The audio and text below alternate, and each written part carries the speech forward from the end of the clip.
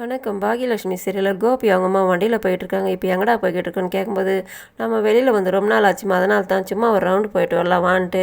எங்கே தான் போய்கிட்டு இருக்க சொல்கிறா? ஆமாம், நானும் பார்த்துக்கிட்டு இருக்கேன். கொஞ்ச நாளாக நீயும் ராதிகாவும் சரியில்லை. என்னடா என்ன பிரச்சனை? ஏதாவது பிரச்சனையா? அவளுக்கு உடம்பு ஒன்றும் சரியாக போகலான்ட்டு இவங்க கேட்குறாங்க. ஆமாம்மான்ட்டு. அப்போது உங்ககிட்ட ஒன்று பேசணுமா, அதனால தான் சொல்கிறதுக்காக வந்தேன்ட்டு.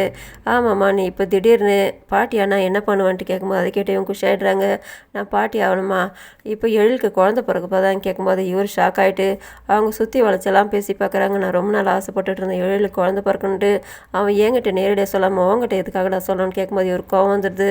உன்னோட பையன் கோபிக்கு தாம்மா, எனக்கு தாம்மா குழந்தை பிறக்க போதுன்னு சொல்லிடுறாரு ஒரு கோவத்தில். அதை கேட்டு அவங்க ஷாக்காக வராங்க. என்னடா சொல்லிக்கிட்டு இருக்க? நீ தாத்தா ஆகிட்டு நீ எப்போ அப்பாக முடியும்ன்ட்டு.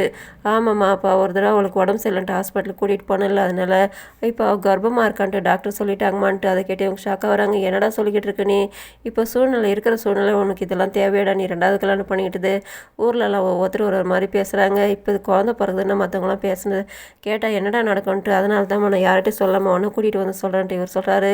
நாங்களே இது எதிர்பார்க்கலான்ட்டு இவங்க பிடிச்சி திட்டுறாங்க. அவங்க ஸ்டைலில் இவர் மொழிகிறாரு. அவங்க கேட்குற கேள்விக்கெல்லாம் ஒவ்வொன்றும் அரைகுறையமாக பதில் சொல்கிறாரு. அவங்க பிடிச்சின்னு திட்டுறாங்க. இப்போ நீ தாத்தா ஆகிட்ட, நானும் கொள்ளு பேத்தி எடுத்துட்டேன். அப்படி இருக்கும்போது நீ இவ்வளோ தூரம் ஆகிட்டு கூட இப்போ இருக்கிற சூழ்நிலை உனக்கு இதெல்லாம் தேவையான்ட்டு இவர் பிடிச்சி திட்டுறாங்க. இவர் என்ன பண்ணு தெரியாமல் முழிக்கிறாரு. இப்போ எத்தனை மாதம்னு எனக்கு சரியாக தெரியல. டாக்டர்கிட்ட ராதிகா போயிட்டு வந்தால் தான் தெரியும் சொல்கிறாரு. சரி, நான் அவகிட்ட பேசுகிறேன். இந்த விஷயம் வீட்டில் இருக்கிறவங்களுக்கு எதுவும் தெரியுது வேணாம். இது வீட்டில் இருக்கிறவங்களுக்குலாம் தெரிஞ்சாக்கா யார் முன்ன என்னென்ன நினைப்பாங்க, மதிப்பாங்களா பசங்களாம் அவன் மேலே எப்படி பாசமாக இருக்காங்க. நீ ஒரு நல்லாப்பா வந்திருக்க. நீ தூரம் இருந்து குழந்தை பெற்றுட்டு இருந்தால் கூட கவலை இல்லை. ஆனால் கிட்ட இருந்து பெற்றுக்கினா அது நல்லாவாடாக இருக்கும், அசிங்கமாக இருக்கும், மானம் போயிடும், எல்லோரும் காரி துப்புவாங்களான்ட்டுலாம் இவங்க மனசுலலாம் கொட்டி திட்டி தீக்கிறாங்க. அவர் முழிக்கிறாரு. நானும் வேணாம் அந்தம்மா சொன்னேன், அவத்த கேட்க மாட்டா, பெற்றுக்கணும் சொல்கிறான்ட்டு. அதை கேட்டு இவங்க ஷாக் ஆகிட்டு நான் போய்ட்டு ராதிகா கிட்டே பேச, அந்த குழந்தை வேணாடா, பாக்யா பசங்களாம் என்ன நினைப்பாங்க, எனக்கு நீங்களா அவங்களான்ட்டு வரும்போது நான் பாக்யாவும் பசங்க கூட தான் நிற்பேன். எவ்வளோ விஷயம் நடந்து கூட பாக்யா எங்கள் கூட இருக்கா, அவத்தான் எங்களை பார்த்துக்கிட்டு இருக்கா. நீ எங்களை அம்போன்னு விட்டுட்டு போயிட்ட.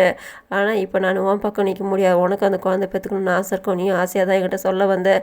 ஆனால் இப்போ இருக்கிற சூழ்நிலை சரியாக வராதுடா, வேணாது குழந்தைன்னு சொல்லும்போது நானும் அதை தாம்மா சொன்னேன். ஆனால் அவள் ஒத்துக்க மாட்டேன் சொல்லும்போது நான் அவகிட்ட பேசுகிற வாணிட்டு பாட்டி தலை மேலே இடி விழுந்தாம பிரம்ம பிடிச்ச மாதிரி வீட்டுக்கு வராங்க. கோபி ஒரு பக்கம் முழிக்கிறாரு. உள்ளே வந்துட்டு உட்காராங்க. ஒரு சொம் தண்ணி எடுத்துகிட்டு வான்ட்டு ஒரு தண்ணி வாங்கி குடிக்கிறாங்க. ஏன் டென்ஷனாக இருக்கீங்கன்ட்டு பாக்யா கேட்குறாங்க. ஏன் உன்னை கேட்டுட்டு தான் நான் எங்கள் அம்மா வெளியில் கூட்டிகிட்டு போனோமான்னுட்டு கோபி ஒரு பக்கம் வந்து பாக்யாவுக்கு வாய் அடிக்கிறாரு.